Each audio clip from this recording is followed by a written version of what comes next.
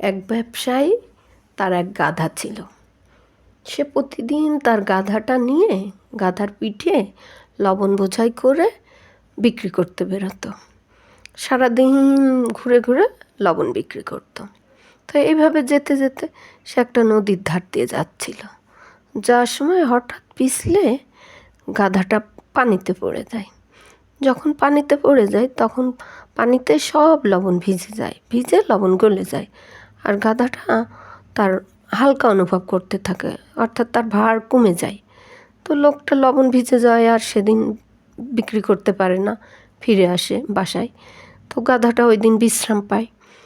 পরের দিন লোকটা আবার গাধার পিঠে লবণ বোঝাই করে সে বিক্রির উদ্দেশ্যে ওই নদীর ধার দিয়ে যাচ্ছে। গাধাটা আবার পিছলে পানিতে পড়ে যায়। তো লোকটা লবণ সব ভিজে যায়, সে ফিরে আসে বাসায়।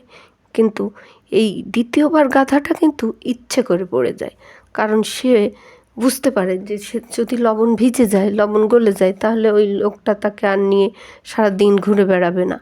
গাধার এই চালাকিটা ওই ব্যবসায়ী বুঝতে পারে। তারপরে সে পরের দিন গাধার পেটে লবণের পরিবর্তে পরদিন লোকটা গাধার পিঠে কিছু কম্বল নিয়ে বিক্রির উদ্দেশ্যে রওনা হয়। আবার সে নদীর ধার দিয়ে যাওয়ার সময় গাধাটি ইচ্ছে করে পিছলে সে পানিতে পড়ে যায়। কিন্তু এইবার পানিতে পড়ার সাথে সাথে তার কম্বলগুলো ভিজে ভারী হয়ে ওঠে এবং কম্বলগুলোর ওজন বাড়তে থাকে। গাধা আর পানি থেকে উঠতে পারে না, সে অনেক কষ্ট করে, কিন্তু তার এইবার আর পানি থেকে ওঠা সহজ হয় না। তো এখানে আমরা দেখতে পাই যে একই চালাকি একই ব্যক্তির সাথে বারবার করা যায় না। একই ব্যক্তির সাথে একই চালাকি বারবার করলে সে চালাকিটি ধরে ফেলে। গাধাটির সাথেও এক্ষেত্রে তাই ঘটেছে।